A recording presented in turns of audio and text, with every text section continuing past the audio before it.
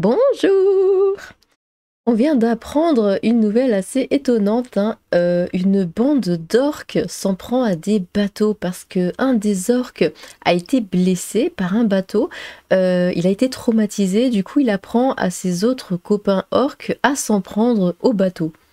Le monde animal est fascinant. Alors, la vengeance de Willy.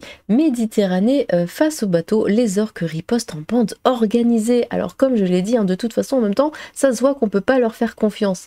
Bon, je sais, c'est un Uruk, mais il était plus photogénique. Alors, entre les côtes européennes et africaines, des groupes d'épaulards s'en prennent aux embarcations pour les couler. Leur mode opératoire interpelle l'un des cétacés traumatisé par une précédente agression, apprendrait ces techniques à ses congénères. C'est beau les orques. J'adore les orques. Il paraît que c'est très méchant, que c'est très dangereux, il faut vraiment faire attention, mais ils sont magnifiques. Les nouvelles dents de la mer ne sortent pas tout droit d'un film de Spielberg et sont tachées de noir et de blanc. Au beau milieu du détroit de Gibraltar, entre les côtes espagnoles et marocaines, des orques se coordonnent en petits groupes pour s'attaquer à des bateaux. Sous l'œil avisé de Gladys, une orque traumatisée par une blessure infligée par une collision avec un navire ou un piège en Méditerranée, qui apprendrait ces techniques à ses congénères. L'une de ces dernières attaques remonterait au 2 mai, près des côtes marocaines et de la ville de Tanger, j'imagine. Menée par Gladys, un groupe de 6 épaulards a fondu sur un yacht sous les yeux médusés de son équipage. C'est une expérience que je ne pourrai jamais oublier, raconte l'un des passagers au Télégraphe. Nous étions sur un bateau de 22 tonnes d'acier et pourtant voir 3 orques foncer sur nous était très intimidant.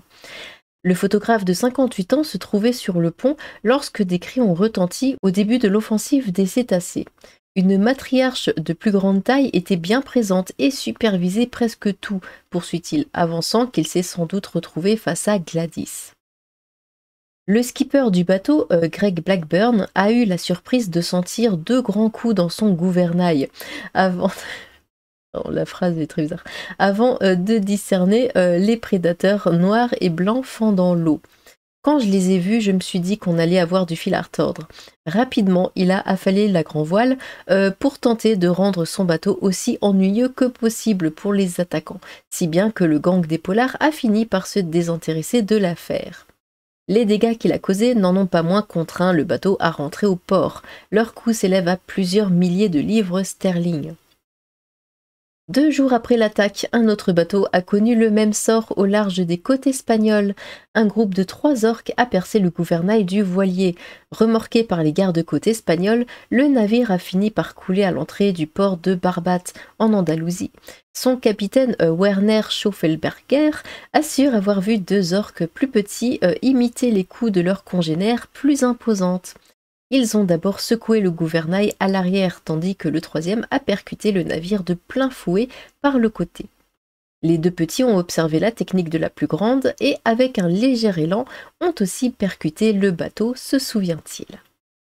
Le comportement qu'il décrit laisse donc penser que ces orques ont, eux aussi, été supervisés par Gladys.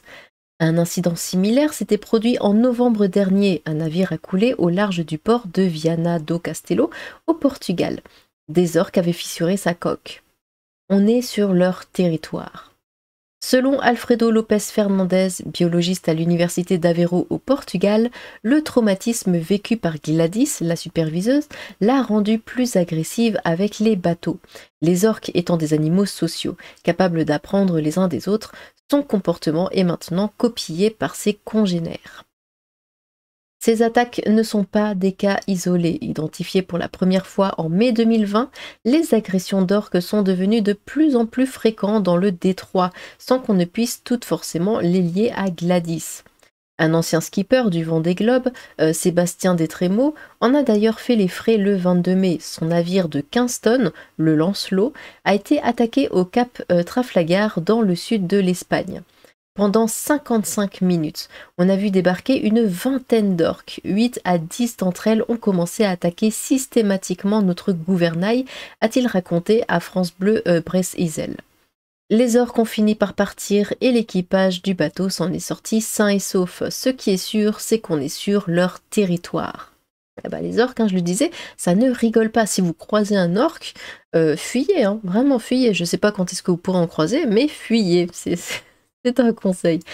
Alors, voyons voir un petit peu Twitter. C'est un crime en bonne organisée. L'un des cétacés traumatisés par une précédente agression apprendrait ces techniques à ses congénères. Personne ne comprend ce qui se passe, mais Libé arrive, comme d'habitude, à t'expliquer le monde baltringue. L'intelligence, comprendre, transmettre, s'adapter, maintenant, vous saurez ce que c'est ou pas. Est-ce que les dauphins condamnent ces violences inadmissibles contre des propriétés privées?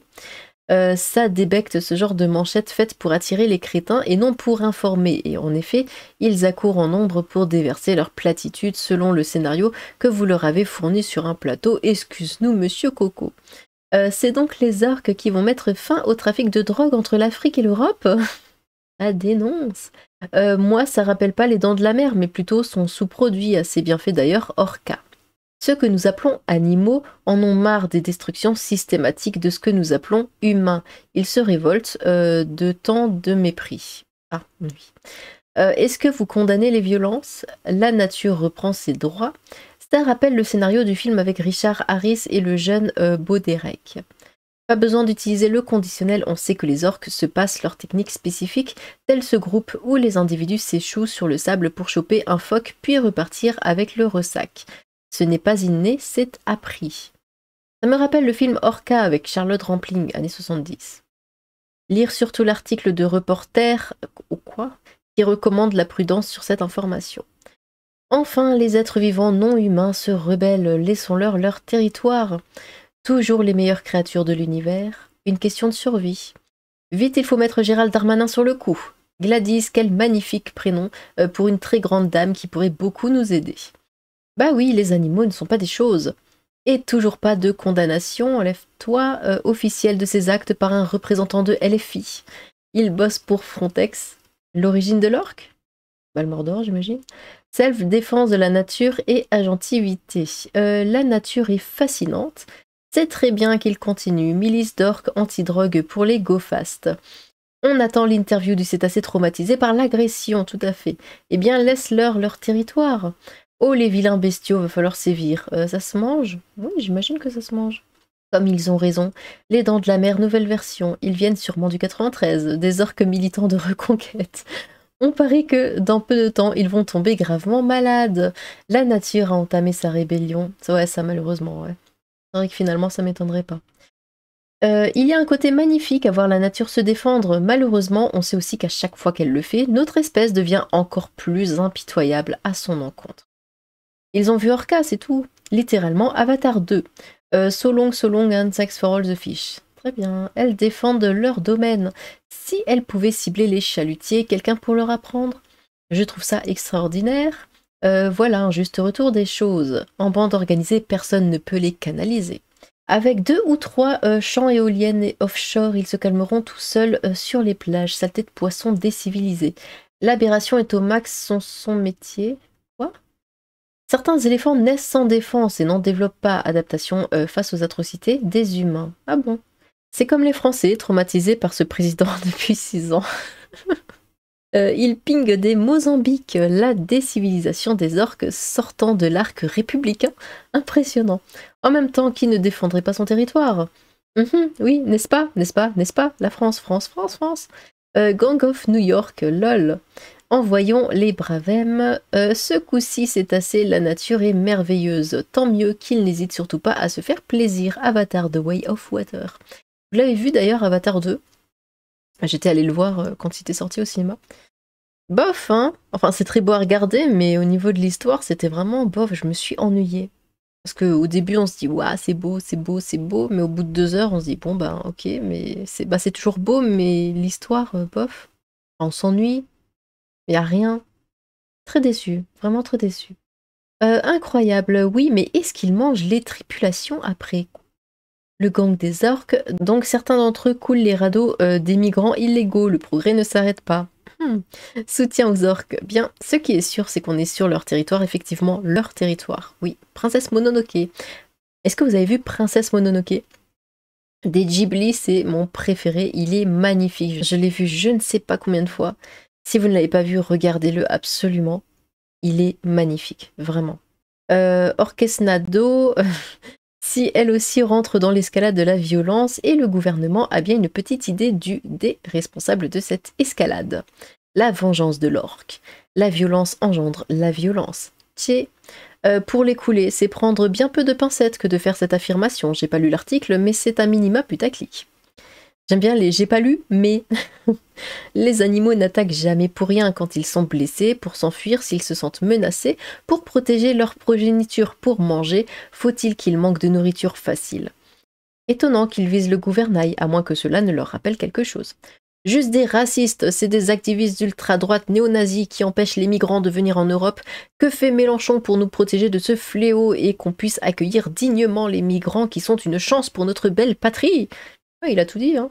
Des orques d'ultra-gauche. Bah, faudrait savoir. Impossible, les animaux n'ont pas d'âme, ne consentent pas, ne sont pas capables d'apprendre et de transmettre leur savoir qui n'est, poncif, habituel, etc. Les animaux n'ont pas d'âme. Ah d'accord. Bon.